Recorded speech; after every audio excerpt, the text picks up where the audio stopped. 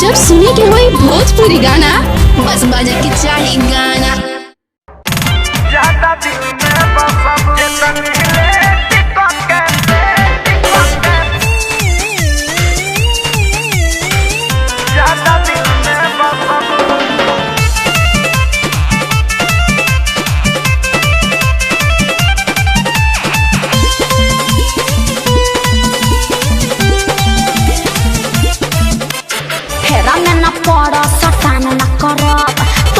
जवानी जियान न कर, अरे जान बाय धोके फेरा में न पर सटान न कर, बतोह पे जवानी जियान न कर।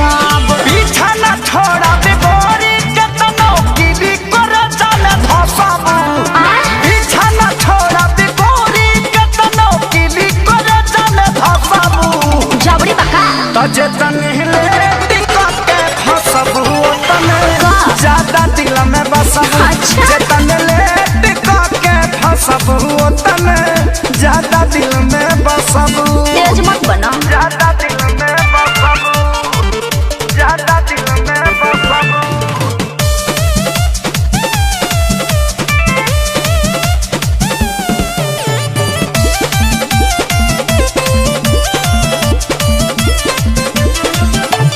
जाना तानी तोहरे बाबू कहाँ कहाँ निशाना बा।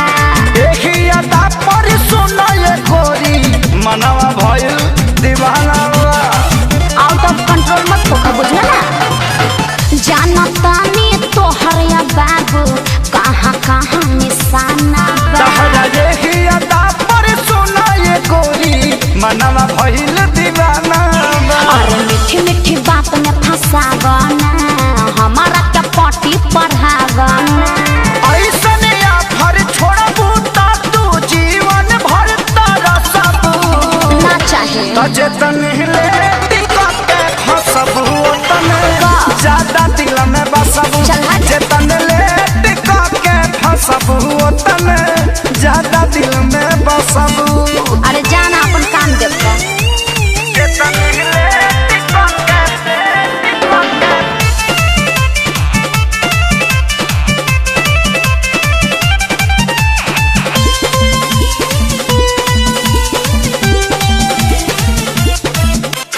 केतनो पीछा करब नाही आई तोहर बारी हो।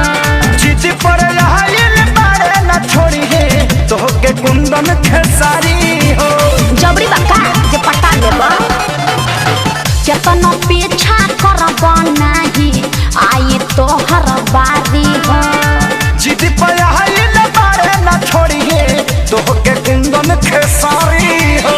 इतना बोलल देख ठीक नइखे मानल उ दिन न जदिक नइखे। होए के पारी तोहरो जे तू प्यार पे हमरा हसबू। अरे हट ना तजे तनहिले टिका के फसबू तने ज्यादा दिल में बसबू।